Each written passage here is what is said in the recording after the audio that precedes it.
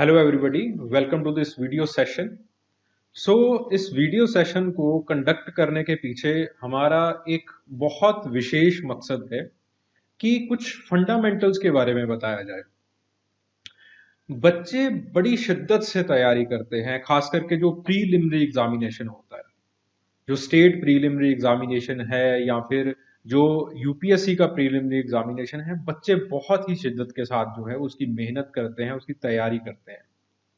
लेकिन फिर भी कई बच्चों का जो प्रीलिमिनरी एग्जामिनेशन है वो हो नहीं पाता, कुछ वजहें होती हैं, वो रह जाता है। And on the other hand there are some people, कुछ ऐसे बच्चे होते हैं जो कि अपने फंडामेंटल्स ही ठीक करके उसको बहुत आसानी से जो है वो क्लियर कर पाते हैं, क्रैक कर पाते हैं।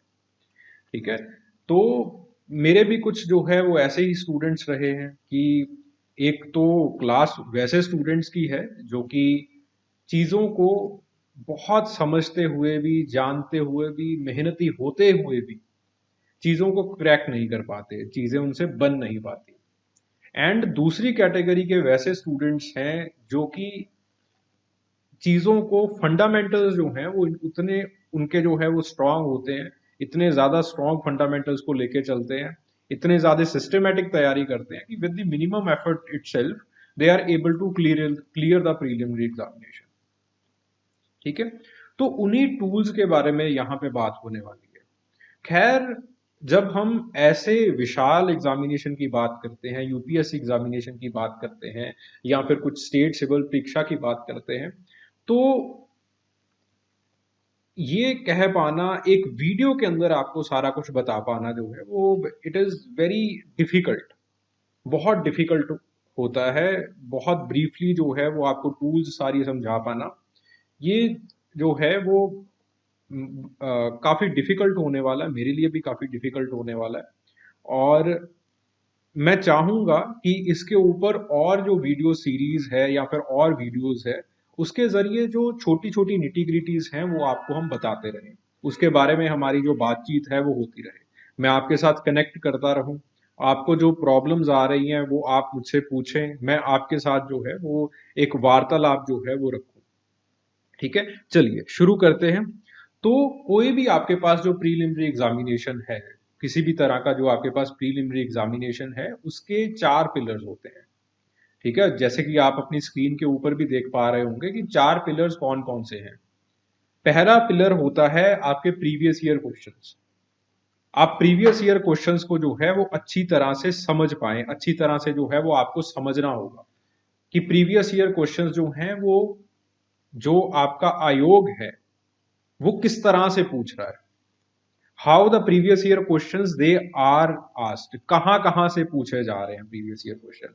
फॉर एग्जांपल, प्लानिंग से क्वेश्चंस पूछे जाते हैं, तो प्लानिंग से कैसे दो तरह के क्वेश्चंस पूछे जाते हैं। एक तो है 5 ईयर प्लान से पूछे जाएंगे कि गरीबी हटाओ का नारा किस 5 ईयर प्लान में मिला है। ठीक है, महालनोबिस मॉडल किस 5 ईयर प्लान में था, ऐसे क्वेश्चंस पूछे जाएंगे। दूसरा पूछे जाएंगे कि जो आपके पास रिफॉर्म्स हुए थे 1992 के अंदर, जो रिफॉर्म्स हुए 1991 1992 के अंदर, जो एलपीजी रिफॉर्म्स हुए हैं, उसके पिछला पिछला बैकड्रॉप पूछेंगे कि इंडिया के अंदर ऐसी कैसी परिस्थिति बन चुकी थी कि जो एलपीजी रिफॉर्म्स हुए हैं वो उनको ऑर्गेनाइज करने पड़े। फिर उसके बाद जो सवाल पूछे जाएंगे वो लिबरलाइजेशन से पूछे जाएंगे कि लिबरलाइजेशन के तहत सरकार ने क्या किया, ग्लोबलाइजेशन के तहत सरकार ने क्या किया, प्राइवेटाइजेशन के तहत सरकार ने क्या किया, स्ट्रेटेजिक डिसइन्वेस्टमेंट कैसे होता है, एक्सेट्रा एक्सेट्रा। इस तरह के जो सवाल हैं वो पूछे जाते हैं, एलपीजी रिफॉर्म से पूछे जाते हैं। देन उसके बाद उनका इंपैक्ट क्या हुआ एलपीजी रिफॉर्म्स का। ठीक है, तो अब आपके दिमाग के अंदर एक मैप बन गया कि अच्छा, ओके, हम जो है वो प्रीवियस ईयर क्वेश्चंस करने वाले हैं और this is how we are able to analyse the things. अब मैप बन गया आपके दिमाग के अंदर। अब जो है वो रिवीजन के टाइम के ऊपर, चीजों को कंसेप्चुअली समझने के टाइम के ऊपर जो है वो आपको कोई भी दिक्कत नहीं आने वाली है। ठीक है, तो इस तरह से चीजों को बहुत अच्छे से ऑर्गेनाइज कर पाओगे। जो बच्चों का वो होता है ना कि प्रीलिमिनरी एग्जामिनेशन जो है वो सर पे आ रहा है, लेकिन दिमाग के अंदर एक खिचड़ी पक चुकी है कि उनको समझ नहीं आ रहा कि क्या करें, कहां से करें, किस चीज को प्रायोरिटाइज करें, एक्सेट्रा एक्सेट्रा। रिवाइज करने के लिए पूरा जहान पड़ा है। ठीक है, ये अक्सर बच्चों के साथ होता है जो कि सही अप्रोच को नहीं फॉलो करते। और सही अप्रोच यही होती है कि सबसे पहले जिस आयोग ने आपसे सवाल पूछने हैं, कम से कम उसको तो जान लो, वो किस तरह से पहले सवाल पूछ चुका है, इन चीजों को तो समझ लो। जब आप इन चीजों को समझ जाओगे, then only you will be able to organise your syllabus. Organisation तभी पॉसिबल हो पाएगी। जो दूसरा पिलर होता है that is obviously the knowledge. अगर आपको नॉलेज नहीं होगी तो आप किस तरह से किस चीज को ऑर्गेनाइज करोगे। ठीक है, नॉलेज यहां पे अगेन, नॉलेज का जो डायरेक्टिव बनेगा, जो नॉलेज का चैरिटियर बनेगा, that will be your previous year questions. कहीं से भी कुछ भी नहीं पूछता यूपीएससी। दो अहम चीजें होती हैं जो कि आपको बताती हैं कि कैसे पढ़ना है चीजों को आपने। पहली चीज जो है दैट इज ऑब्वियसली सिलेबस। जो दूसरी चीज होती है that is your previous year questions. आप प्रीवियस ईयर क्वेश्चंस को एनालाइज कीजिए। प्लानिंग पढ़ रहे हो, again you have to see all these things. Mahalanobis model जो है वो कहां पे, कब, आपके कौन से 5 ईयर प्लान में शुरू हुआ। हैराडोमर मॉडल कौन से 5 ईयर प्लान में शुरू हुआ। ठीक है, हैवी इंडस्ट्रीज को क्यों जो है वो बढ़ावा देना शुरू किया महालनोबिस मॉडल के तहत। ठीक है, पहले 5 ईयर प्लान में जो है वो एम क्या थे, टारगेट्स क्या थे, टारगेट्स कैसे अचीव हुए। ठीक है, देन उसके बाद रोलिंग प्लान्स के कारण क्या थे, क्यों रोलिंग प्लान हमें शुरू करने पड़े, प्लान हॉलीडेज क्यों करनी पड़ी, एक्सेट्रा एक्सेट्रा। ये तभी आपको पता होगा when you have studied in that way, कि आपको पता है कि ओके प्रीवियस ईयर क्वेश्चन इस तरह से पूछने वाले हैं, वो सवाल जो है वो इस तरह से आने वाले हैं। जब आपको इन चीजों का अंदाजा हो जाएगा, जब आपको इन चीजों के बारे में पता चल जाएगा, तब आपकी ऑर्गेनाइजेशन ब्रेन के अंदर वो और ज्यादा इफेक्टिव हो जाएगी। तो knowledge will be very clear to you कि कहां से कौन कौन सी चीजें आपने पढ़नी है, कैसे पढ़नी है वो चीजें। नॉलेज के अंदर आपके पास दो चीजें जो है वो अहम भूमिका निभाती हैं। पहली जो चीजें हो, जो पहली चीज है जो नॉलेज के अंदर भूमिका निभाएगी दैट इज एनसीईआरटी। जो आपकी एनसीईआरटी टेक्स्ट बुक्स हैं, they are very very very important. क्योंकि लगभग जो आपके सारी बेसिक नॉलेज है, खास करके ज्योग्राफी की, इकोनॉमिक्स की, जो आपके पास पॉलिटी है, उसकी जो बेसिक नॉलेज है, जो फंडामेंटल्स हैं, वो आपको एनसीईआरटी से बहुत हद तक क्लियर हो जाएंगे। इसी के साथ there are certain other basic books, कुछ आपके पास और बेसिक बुक्स है, जैसे फॉर एग्जांपल तमिलनाडु की एनसीआर, तमिलनाडु बोर्ड की बुक। ठीक है, I am sorry, Tamil Nadu board की बुक जो है। ठीक है, तो it is very efficient for the ancient India. Ancient India के लिए वो बहुत एफिशिएंट किताब है। उसमें उसमें अगर आप उसके just you will go through that book, 3 दिन लगते हैं, 3-4 दिन लगते हैं, इससे ज्यादा टाइम नहीं लगता उसको करने में। अगर आप just you will go through that book, आपको इतना फैसिनेटिंग तरीके से सारी चीजें जो है वो समझ में आ जाएंगी, क्रोनोलॉजी समझ में आ जाएगी। लगभग आपके पास जो है, अगर आप तमिलनाडु बोर्ड की किताब आप पढ़ोगे जो है वो एंशिएंट इंडिया के अंदर as well as medieval India के अंदर, खास करके एंशिएंट इंडिया के अंदर बहुत सारे क्वेश्चन जो है वो इसी से आपके सॉल्व हो जाएंगे। ठीक है, तो नॉलेज का जो पहला पिलर है, जो नॉलेज की पहली चीज होती है that is your basic books. जो आपकी बेसिक बुक्स हैं, आपकी एनसीईआरटीज हैं। उसी के साथ जब आप पॉलिटी पढ़ते हो तो लक्ष्मीकांत इंपॉर्टेंट हो जाती है। ठीक है, और लगभग सब बच्चों ने लक्ष्मीकांत के बारे में, लक्ष्मीकांत जो है वो पढ़ रखी होती है। तो उस नॉलेज को आप बार बार रिवाइज करते रहिए, और एक्टिव रीडिंग करनी है। इसके ऊपर मैं और भी सेशंस लेने की कोशिश करूंगा कि एक्टिव रीडिंग कैसे करते हैं, एक्टिव लर्निंग कैसे करते हैं। ठीक है, और इसी के साथ जो है you have the current affairs also. Current affairs भी जो है वो बहुत इंपॉर्टेंट पार्ट प्ले करते हैं। आपको करंट अफेयर्स किस तरह से रीड करने हैं, अगेन इसके जो चैरिटियर होंगे, इसके जो गाइड होंगे, that will be your previous year questions. Previous year questions आपको ये बताएंगे कि करंट अफेयर्स को रीड कैसे करना है। ठीक है, फॉर एग्जाम्पल जैसे इन्वायरमेंट की बात चली, तो प्रीवियस ईयर क्वेश्चंस में आपको ये पता चल जाएगा कि बार बार जो है वो एक्सटेंशन की बात हो रही है। पहले भी 2 बार जो है वो एक्सटेंशन के ऊपर क्वेश्चन आ चुका है। आई थिंक 2004 के ऊपर एक एक्सटेंशन में क्वेश्चन आया था, एक 95 के अंदर एक्सटेंशन में क्वेश्चन आया था। ठीक है, देखो प्रीवियस ईयर क्वेश्चन को एनालाइज करते इतनी चीजें जो है वो दिमाग के अंदर छप जाती हैं कि यहां से क्वेश्चन आया। तब फिर उसके बाद जब आप कोई भी अपना करंट अफेयर का मटेरियल पढ़ते हो या फिर आप जो है वो अखबार पढ़ते हो, आपको साफ साफ चीजें पता चलनी स्टार्ट हो जाती हैं। Okay, from here the question can be asked, यहां से सवाल पूछा जाएगा। एक और मैं आपको एग्जांपल देता हूं, पिछले साल आई थिंक टी बोर्ड के ऊपर क्वेश्चन आया था। ठीक है, तो अगेन अगर आप प्रीवियस ईयर क्वेश्चंस को एनालाइज करोगे तो प्रीवियस ईयर क्वेश्चंस को एनालाइज करते ही ये चीजें पता चल जाती हैं कि इकोनॉमी से, इंस्टीट्यूशन से सवाल पूछे जाते हैं। जो इंस्टीट्यूशंस कुछ पॉलिसी मैटर्स बना रहे हो या फिर पॉलिसी मैटर के अंदर इन्वॉल्व हो, उनसे सवाल जो है वो पूछे जाते हैं। तो जो टी बोर्ड है, कॉफी बोर्ड है, रबड़ बोर्ड है, ये जो बोर्ड्स होते हैं दे आर अगेन, मतलब ये जो है वो न्यूज में रहते हैं। ठीक है, तो so the question was asked. अब जिन लोगों को इस चीज के बारे में नॉलेज होगी, इस चीज के बारे में इंफॉर्मेशन होगी, एनालिसिस किया होगा, दे विल बी इजीली, मतलब वो बहुत इजीली इन चीजों को क्रैक कर जाएंगे, बहुत इजीली इन चीजों को वो समझ पाएंगे। फिर उसके बाद बात आती है, अब देखो प्रीवियस ईयर क्वेश्चंस के भी आपने नोट्स बनाने हैं। ऐसा नहीं है कि एनालाइज करके छोड़ दिया मजे मजे में, इसके नोट्स बनाने हैं आप।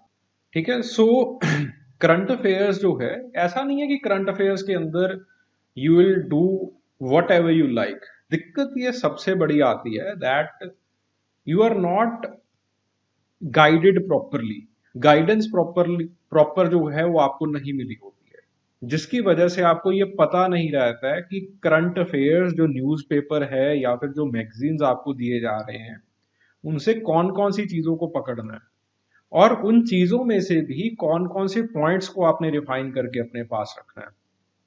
इस चीज की आपको नॉलेज नहीं होती है, जिसकी वजह से अंधाधुंध जो भी मार्केट आपको देती है उन चीजों को आप पढ़ते जाते हो। बच्चे 2-2 3-3 मैगजीन जो है वो करंट अफेयर्स के पढ़ लेते हैं, कुछ यूट्यूब से भी कुछ लेक्चर्स कर रहे होंगे, कुछ यहां से भी तो कुछ वहां से भी।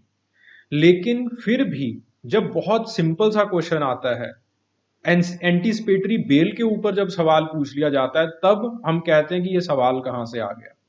कुछ बहुत ही बेसिक सुप्रीम कोर्ट की जजमेंट से कुछ सवाल पूछ लिया जाता है, ये पूछ लिया जाता है कि आपके पास किसी के साथ भी अगर आप अपनी चॉइस के हिसाब से मैरी करना चाहते हो तो ये कौन से फंडामेंटल राइट का इंटरप्रिटेशन है।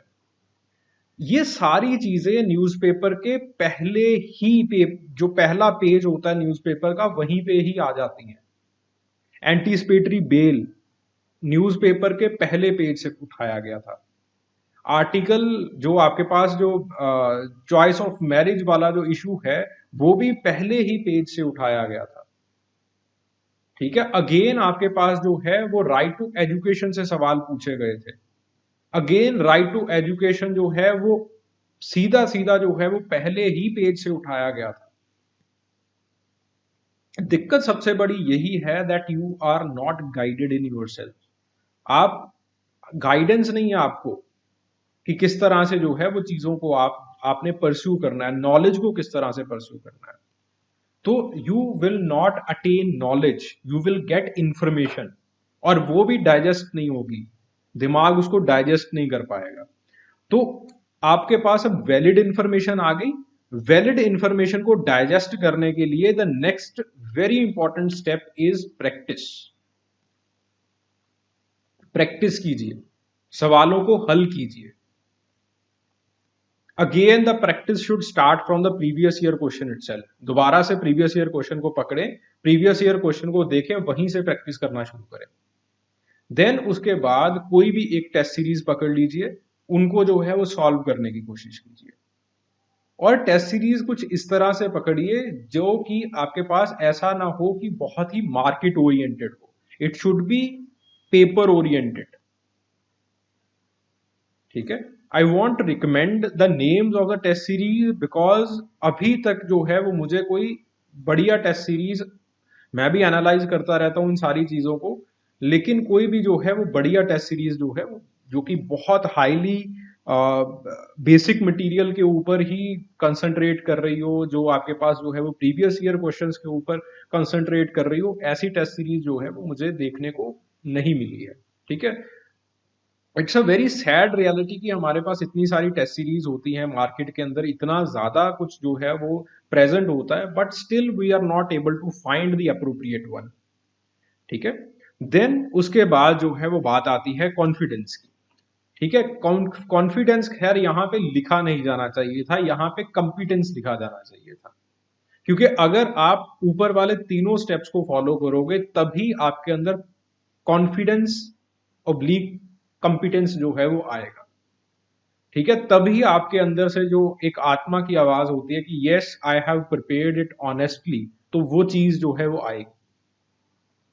बिकॉज दिक्कत ये है कि इंफॉर्मेशन इतनी ज्यादा है, प्रैक्टिस किसी और चीज की कर ली है, किसी और तरह के क्वेश्चंस की प्रैक्टिस करते जा रहे हो, इंफॉर्मेशन बहुत ज्यादा बना ली है, प्रीवियस ईयर क्वेश्चंस को एनालाइज नहीं किया है, तो यहां पे ये सबसे बड़ी दिक्कत आ जाती है कि कॉन्फिडेंस नहीं बन पाता है, बच्चे कांपते हुए पेपर के अंदर जाते हैं, पहले ही इतनी ज्यादा नेगेटिविटी अपने दिमाग के अंदर भर लेते हो कि हार ऑलरेडी निश्चित हो जाती है। पेपर से अंदर जाने के पहले ही बच्चे हार मान लेते हैं, क्योंकि दिमाग गिव अप कर जाता है कि भैया और इससे ज्यादा मैं नहीं झेल सकता तुमको। वो इंटरेस्ट फैक्टर बन ही नहीं पाता। भैया इंटरेस्ट फैक्टर कैसे बने? यू आर इंफॉर्मेशन लोडेड, अपने आप को ओवरलोड कर लिया अपने इंफॉर्मेशन के साथ, कुछ भी पढ़े जा रहे हो, तो ऐसे कैसे जो है वो दिमाग इंटरेस्ट क्रिएट करेगा? इंफॉर्मेशन जो है वो बहुत ज्यादा ओवरलोड हो जाती है, समझ नहीं पाते हो कि चीजें किसको प्रोसेस करें और किसको छोड़ें। And then there is FOMO, fear of missing out, जो कि मार्केट जनरेट कर रहा है आप लोगों के अंदर कि ये ना रह जाए, वो ना रह जाए, ये ना रह जाए, वो ना रह जाए। आर्ट एंड कल्चर को मैंने देखा है कि बच्चे 2-2 महीने लगा देते हैं, हर एक किताब चाट जाते हैं, सवाल आते हैं उसमें से 2 वो भी हल नहीं कर पाते। तो इतना करने का फायदा ही क्या हुआ भाई? वही है the fear of missing out कि ये ना रह जाए कहीं। उसी के चक्कर में आप चीजों को प्रायोरिटाइज नहीं कर पा रहे हो, समझ नहीं पा रहे हो कि खेल क्या है, खेल के नियम भूल जाते हो आप basic. So these are 4 pillars of the prelims. इन चीजों को जो है अगर आप मद्देनजर रखोगे, इन चीजों को आप अपने जहन में रखोगे, तो trust me you will not fail the prelims. ठीक है, तो आगे जो है वो आगे भी हम इसी सीरीज को कंटिन्यू करेंगे। एंड जो मिस्टेक्स हैं बच्चे जो करते हैं, इन मिस्टेक्स को कैसे रेटिफाई किया जाना चाहिए, एक्सेट्रा एक्सेट्रा, किस तरह के सवाल कब आपको हल करने चाहिए, इन सारी चीजों के बारे में हम आगे जो है वो चर्चा करते चलेंगे, बात करते चलेंगे। ठीक है, जरूर कमेंट्स के अंदर आप इंटरेक्ट कीजिएगा, I will be happy to solve your queries. Thank you very much.